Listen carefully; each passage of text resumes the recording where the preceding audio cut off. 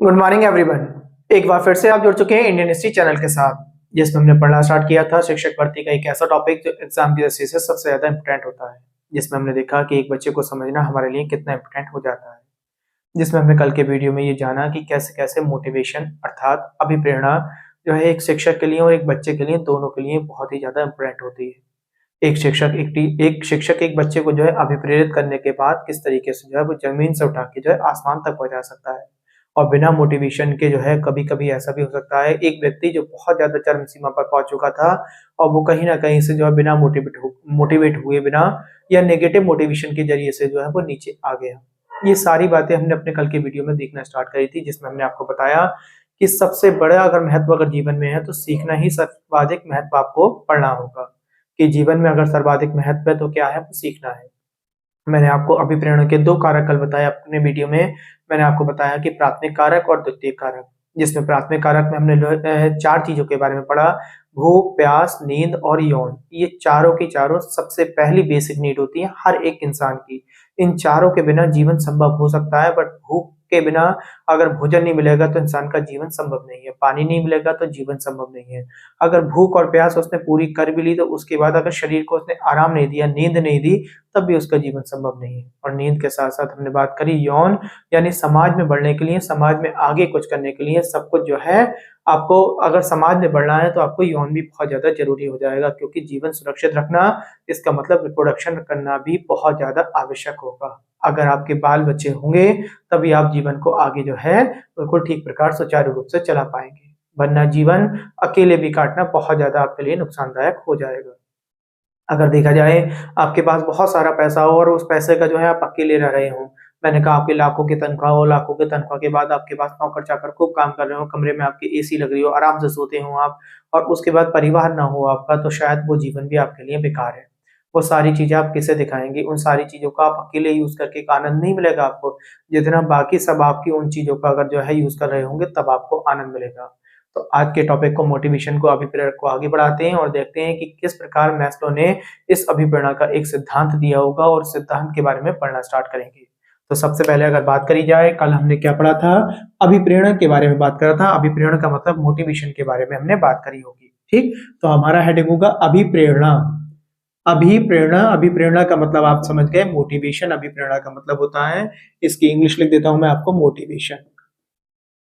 जिसमें मैंने आपको 2 तरीके के कारक बताए थे। अगर हम बात करें तो एक बताया था आपको प्राथमिक और एक बताया होगा आपको द्वितीयक।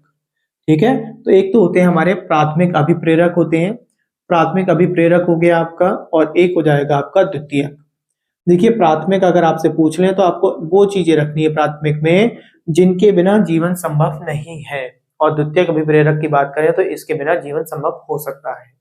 ठीक, जैसे कि द्वितीय अभिप्रेरक की बात करें समाज, तो समाज ही हमें सबको सिखाता है, बट समाज को सिखाने से पहले अपने जीवन को जो है ठीक ढंग से चलाने के लिए प्राथमिक उत्प्रेरक बहुत ज्यादा काम करेंगे। जिसमें मैंने आपको बताया कि प्राथमिक अभिप्रेरक में हमने आपको 4 चीजें अभी अभी बोली, जैसे कि सबसे पहले भूख की बात कर लें, भूख के साथ प्यास की बात कर लें, प्यास के साथ हम नींद की बात कर लें, नींद के साथ साथ मैंने आपसे कहा यौन की बात कर लें।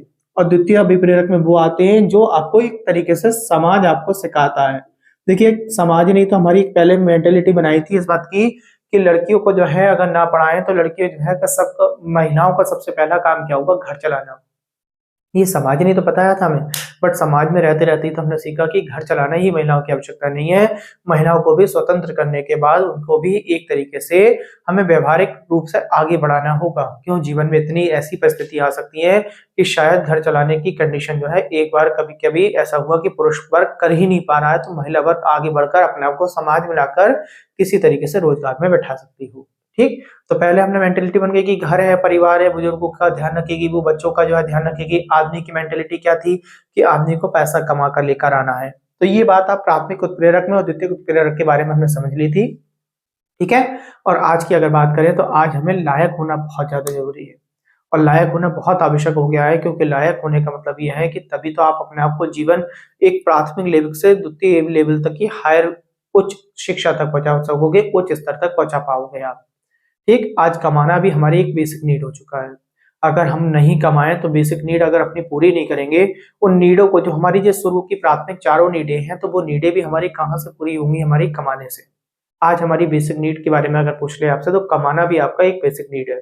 आप देखिए, इतनी बड़ी महामारी आई थी जिसका नाम हमने कोरोना बोला, और उस कोरोना महामारी में हमें देखने को मिला कि जो अमीर वर्ग था, जिन्होंने जो है ये सारी नीडें अपनी पूरी कर ली थी, बेसिक नीडें उनकी पूरी थी, और उसके बाद उन्होंने पैसे को जो है धन का संचय भी कर रखा था, इकट्ठा कर रखा था, तो जीवन वो आसानी से काटते हुए चले आए। और जो गरीब लोग थे, जिनके पास सही से पैसा नहीं था, वो कितनी दूर दूर तक काम कर रहे थे, और बाद में जाके क्या हुआ, उन्हें ना अपनी देखिए द्वितीय प्राथमिक के लिए तो वो कहीं जाके काम कर रहे होंगे, और द्वितीयक नीड तो समाज में मैंने कहा फॉर एग्जाम्पल उन्हें रास्ते में आने के लिए साधन नहीं मिल पाए, फिर भी उन्होंने प्राथमिक नीड पूरी करते हुए जो है वो अपने अपने घरों तक पहुंच गए। तो ये सबसे ज्यादा इंपोर्टेंस हो जाती है इसके जरिए। ठीक, आपके पास ट्रेन नहीं है, मोटरसाइकिल नहीं है, प्लेन नहीं है, कार नहीं है, साइकिल नहीं है, तब भी आप जीवन काट सकते हो, एक स्थान से दूसरे स्थान तक पहुंचा जा सकता है। तो ये सारी बातें आपको ध्यान रखनी होगी। बाकी सबके बिना जीवन चलाया जा सकता है, बट प्राथमिक नीड के बिना आप जीवन नहीं चला सकते। मैंने कहा मोबाइल के बिना जीवन चल सकता है, डाटा के बिना जीवन चल सकता है, व्हाट्सएप के बिना, चैटिंग के बिना जीवन चलेगा, खूब चलेगा, फेसबुक के बिना जीवन चलेगा, बट इन चारों के बिना जीवन नहीं चल सकता। आप सोच के चले कि अगर आपको खाना ना मिले तो आप जो है 1 दिन, 2 दिन, 3 दिन, 4 दिन, 5 दिन बाद आपका शरीर उठने के लायक नहीं रहेगा। ठीक, उसके बाद शरीर आपका पड़ा रहेगा। मैंने ये नहीं कहा कि आपके प्राण निकल जाएंगे उसमें। तो प्राथमिक में हमने 3 भागों में बाँटा है प्राथमिक को भी। कल हमने आपको बताया था प्राथमिक के 3 भाग बोले थे, जिसमें आपको पहले भाग में बोला होगा भूख, प्यास और आपकी जो है साँस आ जाती है। कल की वीडियो में हमने ये बहुत डिटेल में समझाया आपको। आप उस वीडियो को एक बार पुनः देख के उस चीज़ों को याद कर सकते हैं। तो प्राथमिक के 3 भाग हैं। पहले वाले भाग में क्या आएगा? भूख, प्यास, साँस आएगी। ये सबसे इम्पोर्टेंट है। इससे ज़्यादा इम्पोर्टेंट कुछ नहीं है। इनके बिना तो जीवन संभव ही नहीं है। साँस के बिना, भूख के बिना और प्यास के बिना आपका जीवन संभव नहीं है। कुछ आपके दूसरे पॉइंट में अगर बात करें तो वो ऐसे हैं कि जीवन उनके बिना भी संभव नहीं है, बट कुछ समय तक उनके बिना रहा जा सकता है। मैंने कहा नींद है, तो नींद आप कंटिन्यूअस जो है 24 घंटे नहीं सोते हैं। आप एक बार नींद आपकी पूरी हो गई तो 10 घंटे, 12 घंटे, 15 घंटे, 16 घंटे अपने शरीर को चला पाते हैं। ठीक है, तो ये यानी कुछ समय तक आपको फ्री कर सकती है, मगर इसकी भी हमें बेसिक नीड हमेशा पड़ती है नींद की। नींद हो गया, विश्राम हो गया। ठीक, विश्राम का मतलब ही नींद हो गया, आप आराम करना हो गया। इसके साथ-साथ गंदगी हो गई आपकी, अपशिष्ट पदार्थ। ये नहीं है कि आप जो है हमेशा अपशिष्ट पदार्थ को ही बाहर करते रहेंगे। एक समय सीमा होगी उसकी, बट वो आपको शरीर से बाहर करना सबसे ज़्यादा इम्पोर्टेंट बन जाता है। तो आप ध्यान रखना, जो सबसे पहले सर्वोपरि है वो आपके जो है प्राथमिक जो आपके कारक हैं, इसके हमने जो प्राथमिक अभिप्रेरक की बात करी वो पहले नंबर पे आएँगे आपके। भूख हो गई, प्यास हो गई और आपके साथ-साथ साँस लेना हो गया। और द्वितीयक की अगर बात करें इसी के अंदर, इसी के जो 2-3 भाग हैं, तो तीसरे में अगर दूसरे भाग की बात करें तो जो है आपकी गंदगी बाहर निकालना हो गया, नींद हो गई, विश्राम हो गई। ठीक? तो इस तरीके से आपको ध्यान रखना है, जीवन इनके बिना नहीं चल पाएगा। ठीक? आगे बात करेंगे तो तीसरे नंबर पे अगर इसी का प्रकार सोचे तो हम बताएंगे रिप्रोडक्शन यानी यौन। मैंने अभी-अभी आपको कहा कि बहुत सारा पैसा है आपके पास, वो पैसा बेकार है जब तक आपका परिवार ना हो और आप परिवार को वो सुख-सुविधाएँ नहीं दे पा रहे हो। आपके पास बहुत सारा पैसा है और आप उस पैसे से अपने जीवन को बहुत अच्छा बनाए पड़े हैं, बट आपको खुशी नहीं मिलेगी। खुशी तभी मिलेगी जब ये वाला पूरा का पूरा जीवन किसी और के साथ भी आपने बिता रखा। तो इसीलिए अब्राहम मैस्लो थे, अब समझ में आएगा हमें अब्राहम मैस्लो के बारे में। उन्होंने पदानुक्रमिक सिद्धांत दिया। आपसे पूछा जा सकता है कि जीवन पे आधारित पदानुक्रमिक सिद्धांत किसने दिया है? ऐसे भी हो सकता है कि आवश्यकताओं का जो क्रमिक रूप है वो किसने बताया है? तो आप बताएंगे आवश्यकताओं का क्रमिक रूप बताया है किसने? मैस्लो ने बताया है। इसके 5 पार्ट करके बताया इन्होंने। देखिए पदानुक्रमिक का मतलब क्या हो गया? मैंने कहा जैसे कि हम कोई पदानुक्रमिक में चले तो एक जो धीरे-धीरे पोस्ट होती है, सबसे पहले राष्ट्रपति की पोस्ट आई, उसके बाद प्रधानमंत्री जी की आई, उसके बाद मुख्यमंत्री आई, मुख्यमंत्री से पहले और कोई आ सकती थी जो प्रधानमंत्री से नीचे है, राज्यपाल हो सकते थे। मुख्यमंत्री आ गए, मुख्यमंत्री के नीचे उनकी पोस्ट होगी, उससे नीचे, उससे नीचे, उससे नीचे, इस तरीके से कोई ना कोई क्रम बनता चला आ रहा होगा। ये क्रम बनता चला आ रहा होगा। अगर हम बात करें जैसे स्कूल में भी होते हैं तो पहले स्टूडेंट्स होगा, स्टूडेंट से ऊपर टीचर होगा, टीचर से ऊपर मैंने कहा आपका जो है प्रिंसिपल होगा, प्रिंसिपल से ऊपर मैनेजमेंट हो गया, मैनेजमेंट से ऊपर भी आपके जो है विभागीय लोग हो गए। इस तरीके से क्या होगा, एक पद बन गया। यह है आवश्यकताओं का पदानुक्रम सिद्धांत है। ठीक, जो सभी पर लागू होता है, तो वो सभी पर लागू होता है। इन्होंने इसके 5 भाग बताए। अब 5 भाग कौन कौन से हैं, उन 5 भागों को हम ध्यान से एक ट्रायंगल बना के समझेंगे। इस तरीके से हम ध्यान से समझ लेंगे इन 5 भागों के बारे में। आपसे पेपर में पूछे जाते हैं ये 5 भाग, तो इन 5 भागों के बारे में आप ध्यान से याद करते हुए आप पढ़ेंगे। ठीक, 5 भाग। देखिए 5 में से अगर हम कहें इसमें जो नीचे के 3 हैं, जिनमें हम निम्न स्तर करके बोल सकते हैं। पहला स्तर, दूसरा स्तर, तीसरा स्तर और ये हो गया चौथा और 5वां स्तर। तो ये तीनों जो हैं ये तो जीवन के लिए सबसे ज्यादा इंपॉर्टेंट हो जाते हैं, इनमें जीवन की बात होगी, ठीक है। इन्हें निम्न स्तर करके बोलते हैं, मैं आपको यहाँ पे निम्न स्तर करके लिख दे रहा हूँ, निम्न स्तर। और निम्न स्तर का मतलब ये जीवन पे आधारित होते हैं, इनके बिना तो जीवन इम्पॉसिबल हो जाता है आपका मनुष्य का। सबसे पहली बात करेंगे जीवन का सबसे ज्यादा निम्न स्तर होगा। और चौथा और पांचवें की बात करें तो ये चौथा और पांचवा जो होगा ये उच्च स्तर कहलाएगा, उच्च स्तर के साथ साथ विकास का स्तर कहलाएगा। इसमें क्या मिलेगा आपको, विकास देखने को मिलेगा, विकास का स्तर है और इसे हम उच्च स्तर भी बोलते हैं। आपसे पेपर में पूछा जाएगा अब्राहम मास्लो के निम्न स्तर में कौन कौन से हैं, तो आप बताएंगे पहला दूसरा तीसरा निम्न स्तर में है और चौथा पांचवा जो है वो विकास के स्तर में है। अब सबसे पहले एक स्तर की अगर बात करें तो क्या होगी, तो वो होगी शारीरिक आवश्यकताएं। कैसी होंगी, शारीरिक अवस्थाएं, क्या आवश्यकताएं होती हैं, मैं इसमें लिख देता हूं आपको शारीरिक आवश्यकताएं। शारीरिक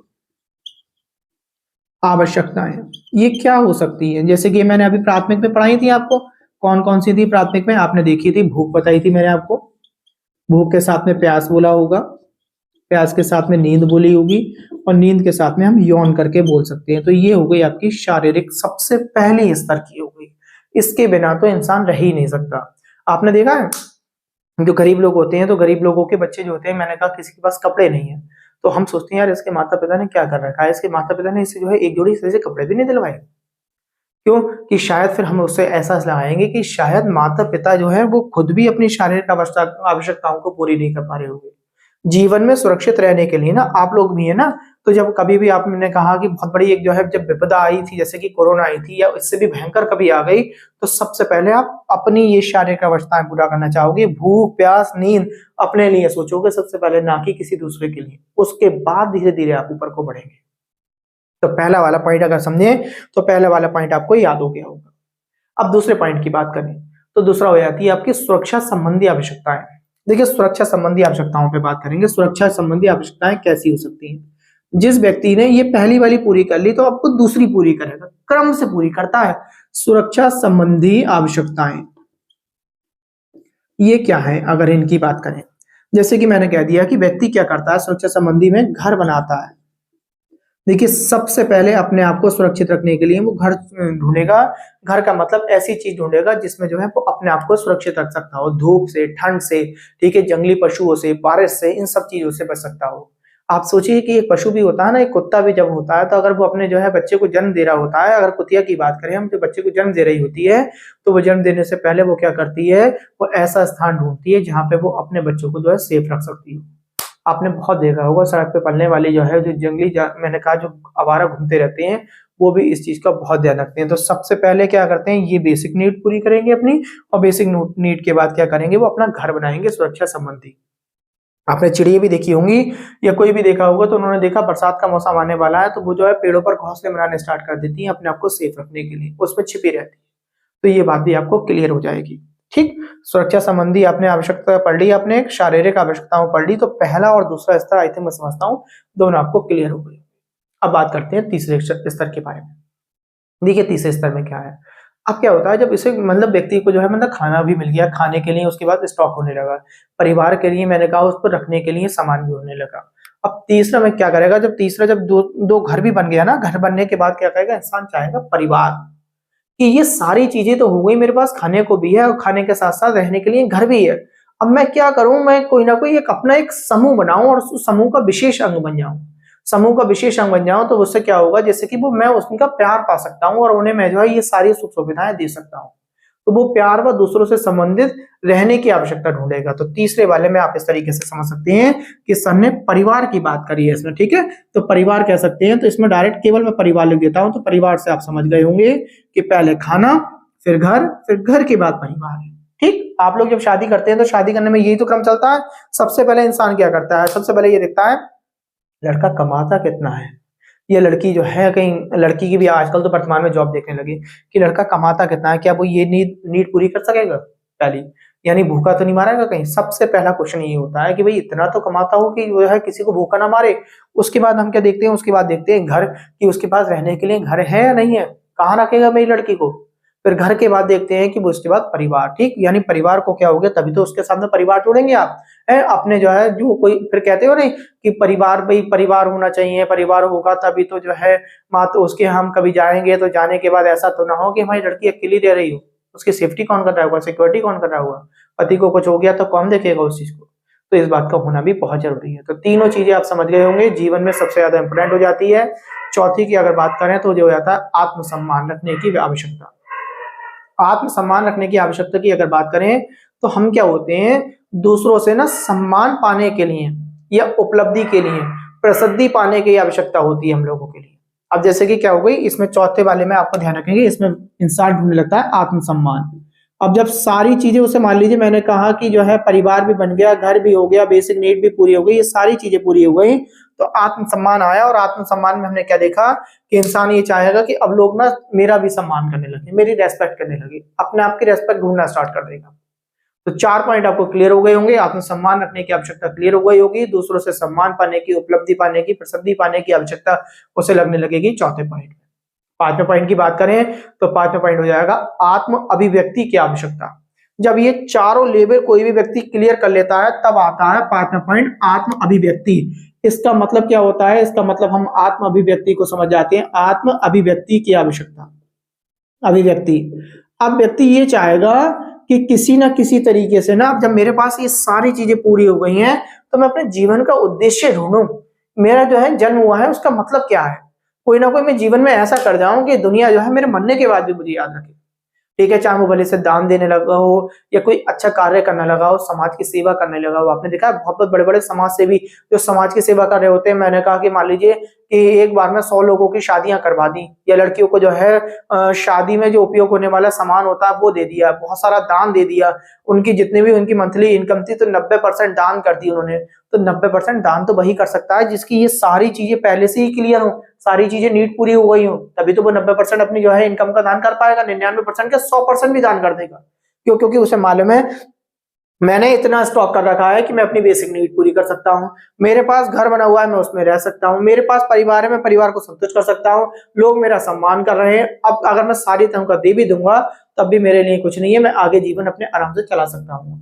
तो ये आवश्यकताओं को ही हम क्या बोलते हैं, ये मैस्लो ने दिया था। तो मैस्लो का हो जाएगा कौन सा सिद्धांत है आपका, आवश्यकताओं का एक कार्यक्रमिक रूप है आपका, क्रमिक रूप है आपका, पदानुक्रम सिद्धांत करके आप बोल सकते हैं। ठीक, आपसे अगर मान लीजिए इस तरीके से पेपर में सीटेट में क्वेश्चन पूछेगा, सीटेट यूपीटेट कोई सा भी आपका एग्जाम हो, डीएसएसबी हो गया, केवीएस हो गया, इस तरीके से आपको कंफ्यूजन में डालेगा कि बताइए कि एक व्यक्ति ने अपने बच्चे को भेज दिया, अब बच्चे को भेज दिया तो यहाँ पे ये बताइए ये सिद्धांत मैस्लो के कौन से पदानुक्रम में आता है। अब बच्चे को भेज दिया तो बेचा कब होगा, जब उसे खुद को खाने को पैसे ना होंगे, उस पैसे को इकट्ठा करने के लिए तो बेचा होगा। तो ये पहले वाले में आ जाएगा, आपके नाम लिख दे रहा हूं मैं, ये आपका पहला पॉइंट है, ये पहला पॉइंट होगा, ये दूसरा होगा, ये वाला तीसरा पॉइंट है, ये चौथा पॉइंट है, और ये आपका लास्ट पांचवा हो जाएगा। पांचवा आपका उच्च स्तर का पॉइंट है, ध्यान रखेंगे आप। इस तरीके से क्वेश्चन बनती है आपके। देखिए लायक होना बहुत जरूरी है। आप देखते हैं अमेरिका में क्या, अमेरिका में कहा कि कोई बच्चा ये सोचता है कि जो है भाई मैं कैसे खाऊंगा, अरे माता पिता है खाना खिलाने वाले, और उसके बाद क्या होगा धीरे धीरे कोई ना कोई और चीज मिल जाएगी, हमें कहीं ना कहीं तो रोजगार हो जाएगा हमारा खाना खाने का। अमेरिका में हर बच्चा ये सोचता है क्या मैं फ्यूचर के लिए हो गया, क्या मैं अपना फ्यूचर सेव कर सकता हूँ। और हमारे कहाँ क्या होता है, हमारे यहाँ ये होता है कि पढ़ाई भी हम कर रहे होते हैं तो किसी ना किसी प्रेशर की तरह से कर रहे होते हैं, अपने आप के बारे में पढ़ाई नहीं कर रहे होते कि मैं अपने आप को फ्यूचर के लिए डेवलप करना चाह रहा हूँ, है ना। शादियां भी होती है तो हम ना आज से ज्यादा अगर हम सोचे तो लगभग मैंने अभी देखा कुछ समय पहले कि जो है कि एक लड़की बहुत ज्यादा रो रही थी, मैंने पूछा क्या बात है, तो उसने बताया बोले मेरी शादी हो रही है। ठीक है, मैं ये पढ़ना पसंद नहीं, मैं नहीं पढ़ना चाहती। क्यों? अब पढ़ना नहीं चाहती तो इसका मतलब अभी तक तो तुम जो अपने माता पिता पे डिपेंड थी, उसके बाद जो होने वाले आपके हस्बैंड होंगे उस पर डिपेंड होना चाहती होगी। आप अपने आप को जो है इतना एजुकेटेड कौन सी करना चाहती हो कि आप इतने एजुकेटेड हो जाए, इतने समझदार हो जाए कि हम खुद पे नौकरी लग जाए, या हम खुद पैरों पे खड़े हो जाएं, अपने हम दूसरों को आत्मनिर्भर पे पहुंचा सके। तो वो क्या हो गया, उसकी ये नीड भी पूरी हो रही थी, ये वाली नीड भी पूरी हो रही थी, ये नीड पूरी हो गई। अब चौथे पांचवे के बारे में उसे ज्ञान नहीं है कि मैं अपना आत्मसम्मान कैसे बनाऊं, और आत्मसम्मान बनाने के बाद भी जो पांचवा पॉइंट है कि मैं लोगों के लिए कैसे मददगार हूं, ये बहुत ज्यादा आपके लिए इंपोर्टेंट बन जाता है। ये बात आपको बहुत ज्यादा समझनी होगी। एक प्रत्येक क्यों पढ़ाया जा रहा है मैस्लो का नियम, मैस्लो का नियम केवल इसलिए पढ़ाया जा रहा है कि हम लोगों को ये जानकारी हो कि जीवन में जो है हमारा क्या क्रम है, और हमें किस किस क्रम को हमने पूर्ण कर लिया है और कौन सा क्रम अब हमारा पूर्ण करने को बाकी रह गया है।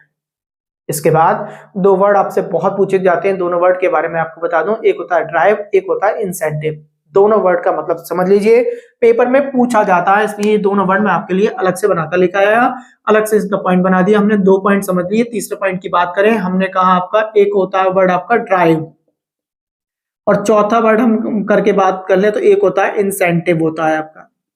देखिए ड्राइव क्या होती है, ये होती है अदृश्य शक्तियां हैं। अदृश्य शक्तियां किस प्रकार की होंगी आप ध्यान से समझें। देखिए अदृश्य शक्तियों का मतलब यह है कि कुछ चीजें ऐसी होती हैं अदृश्य होके भी हमसे काम करवाती रहती हैं। आपको नींद आ रही थी बट आपको प्रेशर में थे, यार एग्जाम है, अभी सोना नहीं है, मुझे पढ़ाई करना है, तो पढ़ाई के लिए देखा आपने नींद आ रही थी और आपका एक मन आप कह रहा था कि जो है मन कह रहा था, बोले कि कोई बात नहीं सुबह को जल्दी उठ के पढ़ लेंगे, फिर आपको लगेगा नहीं नहीं सुबह को कैसे करूंगा, अभी तो मेरा बहुत ज्यादा सिलेबस रह गया है और कल एग्जाम में कैसे लेके आऊंगा। तो ये आपकी अदृश्य शक्ति हो गई। तो आपको कहीं अदृश्य शक्ति के बारे में लगे, ऐसी शक्ति जो आपको काम में लगा दे, ठीक है, आपका मन ना कर रहा है तब भी काम करना है आपको। आपने देखा बहुत ज्यादा प्रेशर होता है हम लोगों पर कि हमने देखा यार कि हमारी सैलरी 10,000 रुपए है और 10,000 में हम तो घर पाल ही नहीं पाएंगे, 10,000 में 8-9 हजार रुपए हमारे पैसे ही खर्च हो जाती है। अब क्या होगा, हमें ओवर टाइम करना होगा, ओवर टाइम करेंगे तब कहीं जाकर जो है हम अपने परिवार को सही से पाल पा रहे होंगे। तो एक अदृश्य शक्ति हो गई नहीं हो गई, वो आपको ना आपका शरीर काम करने नहीं दे रहा था फिर भी आपने काम करा, वो आपकी अदृश्य शक्ति हो गई। ठीक है, आपने ना एग्जाम टाइम था और जो है बहुत सारे काम निकले हुए थे बट आपको देखा कि एग्जाम ज्यादा बड़ी इंपॉर्टेंट चीज है, तो एक एग्जाम आपकी क्या हुई, अदृश्य शक्तियां हो गई। अब इंसेंटिव की बात करें तो इंसेंटिव का मतलब होता है एक तरीके से प्रलोभन, प्रलोभन का मतलब लालच करके मैं बोल सकता हूं। अब प्रलोभन का मतलब मैं आपको अगर समझाऊं, प्रलोभन लालच, कि आप जहां भी बैठे हुए हैं, मैंने कहा आपको 50,000 रुपए तनख्वाह मिल रही है, जहाज पर भी है आपको 50,000 तनख्वाह मिल रही है और आप अपने आराम से जीवन काट रहे हैं, और आपसे कह दे कि अब जो है आपको 100 किलोमीटर 200 किलोमीटर दूरी पर जो है एक जॉब मिलेगी, वहां पे तनख्वाह आपकी 55,000 रुपए होगी, 55,000 रुपीज होगी। तो क्या आप 5,000 रुपए में वहां पर जाना चाहेंगे? कभी नहीं जाएंगे। आप क्या सोचेंगे, 5,000 रुपए तो एक्स्ट्रा मिल रहे हैं, 5,000 रुपए में मैं जो है अपने परिवार को छोड़ूं, अपना पूरा का पूरा रूटीन बदलूं, खाना पीना अकेला बनाऊंगा, ये करूंगा, तमाम तरह की परेशानियां होंगी, क्या कर लूंगा, कुछ भी नहीं होगा, मेरे तो और ज्यादा एक्स्ट्रा खर्च हो जाएगा, यहाँ पे तो मुझे 50,000 तनख्वाह बच तो रही है, और अभी आपसे ये क्या दिया था, आपको 200 किलोमीटर दूरी पर जाना है और आज आपकी तनख्वाह 50,000 है और वहां आपको जो है 1 लाख रुपए तनख्वाह मिलेगी, तो आप तुरंत सोच लोगे, बोले मैं चला जाऊंगा। क्यों, मैं अगर 10,000 रुपए वहां पे कोई मैड भी रख लूंगा तो खाना बनाएगी अपने आराम से, हुई अपने आराम से 10,000 20,000 रुपए खर्च करने के बाद तब भी मेरी 30,000 तनख्वाह बढ़ रही है, तब भी मुझे 80,000 रुपए पड़ रहे होंगे, तो तुरंत चले जाओगे। तो ये चीज क्या हो गई, प्रलोभन हो गई। किसी ना किसी तरीके से प्रलोभन से आपने क्या करा, काम करने लगा, आप एकदम आगे को भाग जाओगे अपने आप को आगे बढ़ाने के लिए। तो ये बात समझ गए होगी, प्रलोभन का मतलब क्या हो गया, आपके सोचने के तरीकों को भी बदल देगा प्रलोभन तुरंत। अभी क्या परिवार को सोच रहे थे या परिवार को सोचना ही बंद कर दिया, तो ये सोचने के तरीके को अगर बंद कर दे तो क्या होगा, प्रलोभन होगा। अब 3 टॉपिक पढ़ेंगे हम, बहुत इंपोर्टेंट टॉपिक पढ़ेंगे जिससे क्वेश्चन बनते हैं। नंबर 1 टॉपिक की बात करें तो आपका बनता है अभिप्रेरित व्यवहार की आवश्यकता विशेषताएं क्या होती हैं। तो अभिप्रेरित व्यवहार की विशेषताएं मैं आपको 5 तरीके की विशेषताएं बता रहा हूं, पेपर में 5 पूछी जाती है, ध्यान से समझिए। अभिप्रेरित व्यवहार की विशेषताएं, हेडिंग होगा हमारा अभिप्रेरित व्यवहार की विशेषताएं। अभिप्रेरित व्यवहार की विशेषताएं क्या है, अभिप्रेरित व्यवहार की विशेषताएं। नंबर 1, ठीक है, 5 तरीके पर बात करेंगे। नंबर 1 क्या हो जाएगी, देखिए हम क्या करें, मूल में हमारा ना किसी भी तरीके से मूल में हमारा मोटिव होना चाहिए, ठीक है। तो हमने क्या करा, किसी भी काम में मैंने लिख दिया उस काम को जो है यानी मूल उद्देश्य, मूल में मोटिव होगा आपका, मोटिव होगा। जैसे मैंने क्या कह दिया, एग्जाम टाइम बोल दिया, आपको सबसे बढ़िया एग्जाम्पल बोल दिया, एग्जाम टाइम। कितना भी जरूरी काम हो और एग्जाम टाइम चल रहा हो, सब छोड़ दोगे, बोले नहीं करेंगे, ये एक्स्ट्रा काम बाद में करेंगे, पहले एग्जाम करेंगे। आपके अंदर कोई ना कोई मूल होना बहुत आवश्यक है, ठीक है। उसके बाद अगर मैंने कहा दूसरे पॉइंट आपका जो होता है अभिप्रेरित करने वाले चयनित होते हैं। चयनित क्या होते हैं, चयनित के बारे में समझेंगे। जैसे कि मैंने आपसे कहा बोला चयनित, ये क्या होते हैं, आपको प्यास लगी, ठीक है, आपको प्यास लगी तो प्यास का मतलब है, चयनित का मतलब पानी ही आपकी प्यास बुझाएगा, तो आप पानी ढूंढोगे हर जगह, और कहीं आपको जो है लिक्विड वाटर भी मिल रहा होगा तो उससे कहोगे नहीं यार पानी से ही प्यास बुझेगी, पानी ढूंढो यार कहीं ना कहीं। तो चयनित होना भी बहुत ज्यादा जरूरी है। तो जी सब क्या करते हैं, अभिप्रेरित करते हैं। अभी आप कुछ भी नहीं कर रहे थे और आपको बहुत तेज लगने वाली प्यास, तो आप पानी ढूंढोगे ढूंढोगे, आपके गले में कोई चीज अटक रही है और आपको लगा कि मैं मरने वाला हूं, तो आप ना सबको छोड़ दोगे, पूरी शक्ति लगा दोगे पानी ढूंढने में, कहीं ना कहीं से ऐसी चीज ले आओगे जो आपके गले में वो चीजों को जो अटक रही थी उस चीज को बाहर करें। ठीक है, ऐसी तीसरे पॉइंट को अगर बात करें तो हो जाता है लक्ष्य निर्देशित। लक्ष्य निर्देशित, तो आप जो मेरे साथ बैठ के यहाँ पे जो पढ़ रहे हैं, मैं जो पढ़ा रहा हूँ आपको, लक्ष्य निर्देशित की बात करूं तो आपका कोई ना कोई लक्ष्य ही तो है। आपको सोचिए, क्या सुनते हैं आप? कोई नहीं सुनता। मेरे घर का कुछ सगा भी होता है ना, मेरे हमेशा साथ में रहने वाले जो बच्चे भी होते हैं ना, जो हमेशा पढ़ते होंगे मुझसे, वो भी कहते हैं, बोले हमारे पास भैया इतना आधा घंटा 1 घंटा नहीं है बेकार में इस चीज को है, हो सकता है हम वीडियो चला के छोड़ देंगे, कोई बात नहीं अगर आपको लग रहा है तो। वो नहीं सुनेगा है, और वैसे कहोगे तो जान देने को तैयार हो जाएगा, मगर जो है जब तक उसका कोई लक्ष्य नहीं होगा ना, काम करना ही पसंद नहीं करेगा किसी तरीके से। ठीक है, तो टारगेट होना बहुत जरूरी है आपका। जैसे आपका टारगेट नौकरी है, तो नौकरी की वजह से तो आप पढ़ रहे हैं, नहीं तो नहीं पढ़ेंगे आप। अपने आप को क्यों, अपने आप को डेवलप करने की कोशिश कर रहे हैं, मगर क्यों कर रहे हैं? एक तुम्हारा लक्ष्य है, लक्ष्य होगा तभी काम करोगे, वरना आप काम नहीं करोगे। और चौथे पॉइंट की बात करें तो चौथा पॉइंट हो जाता है आपका परिवर्तनशील। परिवर्तनशील की बात करें तो यानी लक्ष्य प्राप्ति के बाद भी ना इंसान के व्यवहार में परिवर्तन होता रहता है। मैंने कल आपको एग्जाम्पल दिया था कि आपने कार खरीदी तो आपको कुछ समय बाद लगेगा, बोले यार बड़ी कार हूँ। मोबाइल लिया तो आपको लगेगा, बोले इस मोबाइल में फैसिलिटीज कम है, अरे नई नई फैसिलिटीज आ गई, अब जो है मैं क्या करूँ, दूसरा ले लूँ। चाहे वो मोबाइल आपकी सारी बेसिक नीड पूरी कर रहा था। मोबाइल, अगर आपसे पूछे मोबाइल का काम क्या है, तो सबसे पहले आप ये तो कहोगे मोबाइल का काम ये है कि हम दोस्तों अपने जो मिलने वाले हैं या अपने जो सगे संबंधी हैं उनसे हमेशा कनेक्ट रहें, उनके सुख दुख को हम जान सकते हैं। और आजकल जान रहे हैं क्या नहीं जान रहे हैं? आप में से कितने ऐसे हैं, आप ध्यान कीजिए कि जहां भी आप बैठे हुए हैं, आपके जो बहुत सगे रिश्तेदार थे, मैंने कहा नाना थे, नानी थे या दादी दादा, अगर आपसे बहुत दूर रहते हैं तो आप एक दिन में कितनी बार उनसे पूछते हैं कि खाना खा लिया नहीं खा लिया? नहीं पूछते होंगे। 1% 2% लोग पूछते होंगे, 98% लोग नहीं पूछते होंगे। मेरे ख्याल से काफी कभी कभी तो ऐसा होता होगा, नानी नाना हो गए या मैंने कहा माता जो हो गई, मम्मी हो गई आपकी, तो मम्मी वगैरह अपने जो है मायके में बहुत काफी काफी समय से बात नहीं हुई होगी कुछ लोगों की मम्मियों की, और कुछ ऐसे भी होंगे कि उन्होंने एक तरीके से मोबाइल का साधन ही ये बना लिया होगा, तो और किसी न किसी लक्ष्य को छोड़ दिया होगा उन्होंने, तो जीवन को सर्कुलर नहीं चला पा रहे होंगे वहां पर। तो लक्ष्य प्राप्ति के बाद क्या होता है, आपके व्यवहार में अंतर भी आता है। तो चौथा पॉइंट आप समझ जाएंगे कि हमारे सामने बताया था परिवर्तनशील भी होता है। परिवर्तनशील हमारा समय समय पे परिवर्तनशील व्यवहार बदलता रहेगा समय समय पर जाकर हमारा। तो ये बात आपको क्लियर हो गई होगी, 4 पॉइंट आपको याद हो गए। पांचवें में बात करें तो मोटिवेटेड होना बहुत जरूरी है। ठीक है, तो मोटिवेटेड होना बहुत जरूरी है, क्योंकि जो है समाज में आके आपको समायोजन करना पड़ेगा, एडजस्ट करना पड़ेगा। एडजस्ट करने के लिए सबसे पहले मोटिवेटेड होना बहुत जरूरी है। तो पांचवा पॉइंट खुद में अपने आप में बन जाएगा कि मोटिवेटेड आप करके ऐसा करके याद कर लेंगे, मोटिवेटेड। आई थिंक, आशा करता हूँ ये सारी बातें आपको क्लियर हो गई होंगी। आगे की बात करते हैं। देखिए 2 पॉइंट और है, बहुत इंपॉर्टेंट पॉइंट है, उनके बारे में समझेंगे। अब अभिप्रेरणा के प्रकार भी होते हैं। देखिए अभिप्रेरणा के क्या प्रकार है, ठीक, मैंने कल आपको बताया था अभिप्रेरणा के प्रकार होते हैं। एक तो आंतरिक अभिप्रेरक होते हैं और एक बाह्य होते हैं। आंतरिक में अगर बात करें तो सकारात्मक होंगे, और अगर बाह्य की बात करें तो नकारात्मक होते हैं। ठीक है, देखिए आपसे पूछेगा अभिप्रेरक के प्रकार पूछ लेगा। ठीक, प्रकार की बात करें, अभिप्रेरित के प्रकार करें तो प्रकार कितने होते हैं? 2 प्रकार के होते हैं। एक होता है आपका कौन सा वाला, एक आंतरिक होगा, एक बाह्य होगा। तो एक तो होगा, आप याद करके बता देंगे, एक बताया था हमारे सामने आंतरिक, और एक बताया था आपका कौन सा, बाह्य। ठीक, आंतरिक जो होता है वो पॉजिटिव बोला जाता है, और बाह्य जो होता है वो नेगेटिव बोला जाता है। क्यों? जैसे कि मैंने कहा, अपने आप जब स्वयं में मोटिवेटेड होंगे ना, तो काम को जो है तेजी से करेंगे आप।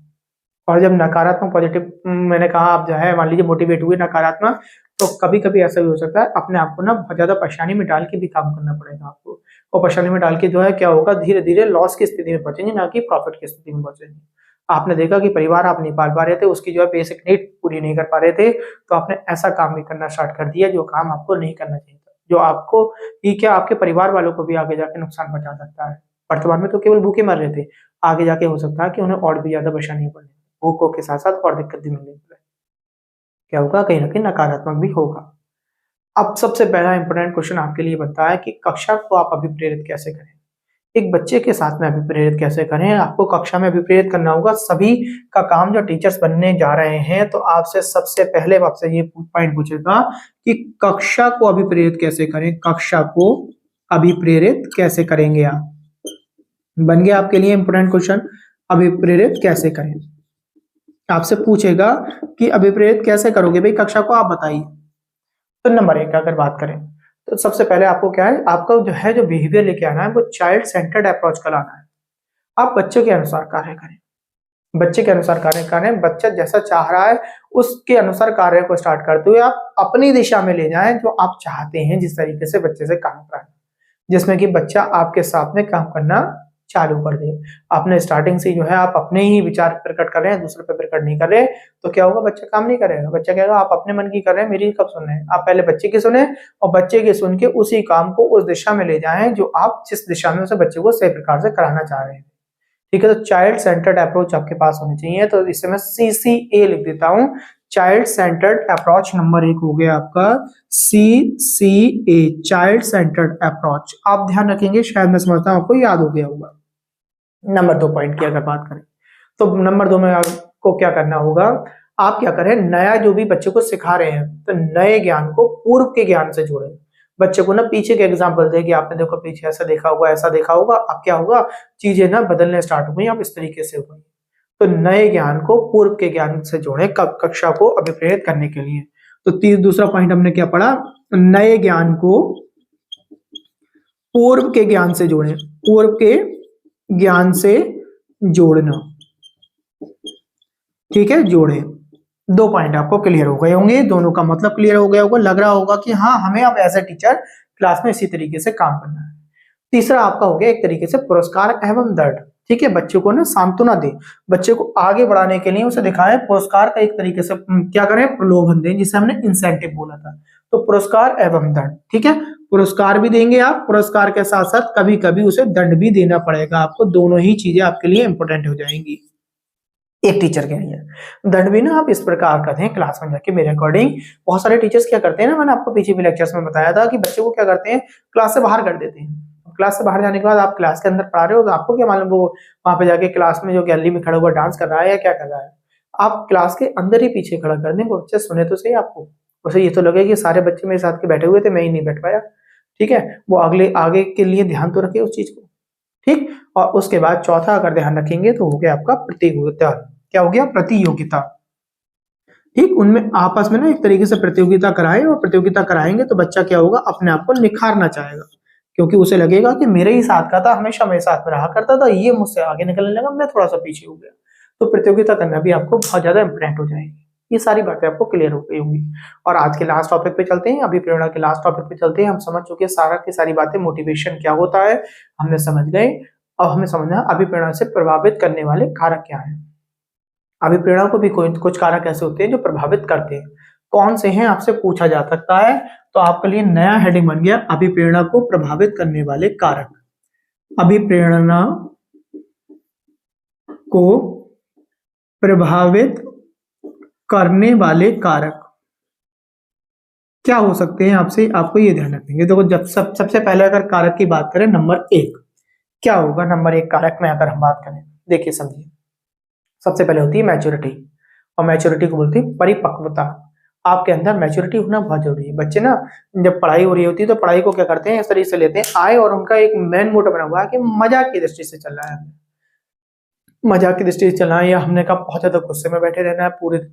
अगर आप ये मैच्योरिटी लेके आओगे ना तो मजाक भी आपके लिए नुकसान हो जाएगी और गुस्सा भी। मैंने बहुत सारे बच्चे देखे, कभी कभी आएंगे ना पढ़ाई करेंगे तो पूरा घंटा 2 घंटे 3 घंटे केवल मजाक के मूड में है, और किसी दिन आएंगे तो बिल्कुल मुंह फूला बैठा है उनका बिल्कुल। ठीक, जैसे कि मान लीजिए कोई घर का भी गुस्सा था ना तो वो यहाँ पे आके निकाल रहे हैं, क्या करा उन्होंने, जो सीखना था वो भी नहीं सीखा। तो ये चीज भी आपको अभी प्रेरित करना है कि बेटा ये दोनों ही चीजें आपके लिए खतरनाक होगी, और ये दोनों चीजें खतरनाक होती बाद में क्या कहते हैं, बाद में जब सारा पढ़ा हुआ बोले हाँ पढ़ाया तो था पर ध्यान नहीं आपने नहीं कराया, तो बाद में उन्हीं के रिश्ते में वो चीज देखने को मिल जाएगी आपको। तो आपके अंदर परिपक्वता बहुत होनी चाहिए, जिसे हम मैच्योरिटी बोलते हैं। तो परिपक्वता को आप याद कर लेंगे, एक बात। दूसरी बात, मैच्योरिटी आपको याद हो गई, परिपक्वता के बारे में आपको क्लियर हो गया होगा। चलिए आगे बढ़ेंगे। दूसरी चीज होती है आपकी बुद्धि। ठीक है, तो बुद्धि होना तो मैंने आपको बता दिया, बुद्धि तो हम पहले से पढ़ते हुए आ रहे हैं, इतने समय से पढ़ते हुए आ रहे हैं, बिना बुद्धि के तो कोई काम ही नहीं है, तो बुद्धि लगाना भी बहुत ज्यादा आवश्यक हो जाएगा। ठीक, तो आप बात करेंगे बुद्धि की। बुद्धि के साथ साथ मैंने अभी आपको एक पॉइंट मैंने आपको आते ही बताया था, जिसमें मैंने आपसे कहा था तीसरे पॉइंट में, इसे याद कर सकते हैं, ड्राइव और इंसेंटिव को। आदर्श शक्तियां जरूर होनी चाहिए हमारे अंदर, और प्रलोभन की स्थिति भी बनी हुई होनी चाहिए। ठीक है, ये भी प्रभावित करते हैं आपको, ड्राइव एंड इंसेंटिव। ठीक है, इस बात को आप याद कर लेंगे। नंबर 4 पॉइंट के बारे में बात करेंगे, नंबर 4 और एक और ले लेते हैं, 5 पॉइंट आपके करके बता देते हैं। जैसे कि चौथा पॉइंट आप ध्यान रखें, निर्देशन करना बहुत आवश्यक है आपको, बार बार चीजों को निर्देशन भी करें, ठीक, निर्देशन के साथ साथ शिक्षा भी देना बहुत आवश्यक है। तो निर्देशन प्लस शिक्षा करके आप इस तरीके से चौथे पॉइंट में याद कर लेंगे। एक ये भी प्रभावित कर सकता है, बिना निर्देशन के हम कुछ नहीं कर सकते, निर्देशन प्लस शिक्षा। और 5वें पॉइंट की बात करें तो ये हो जाएगा आपका मनोविज्ञान। क्या हो जाएगा? मनोवैज्ञानिक वातावरण। तो बच्चे के अंदर मनोवैज्ञानिक वातावरण भी लाना बहुत ज्यादा इंपॉर्टेंट हो जाता है, मनोवैज्ञानिक वातावरण।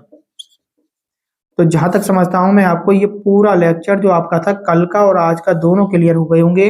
जिन्होंने आज लेक्चर देखा है, कल वाला लेक्चर नहीं देखा है, तो दोनों कल वाला लेक्चर देख लें पहले, और उसके बाद ये पूरा एक टेबल बना लेंगे, टेबल के साथ साथ ये नोट्स बना लेंगे। और जहां तक मैं समझता हूँ, कोई भी आपका शिक्षक भर्ती का जो भी एग्जाम आएगा तो इससे बाहर कोई भी आपको क्वेश्चन देखने को नहीं मिलेगा। आज के वीडियो में केवल इतना ही। नमस्कार, धन्यवाद।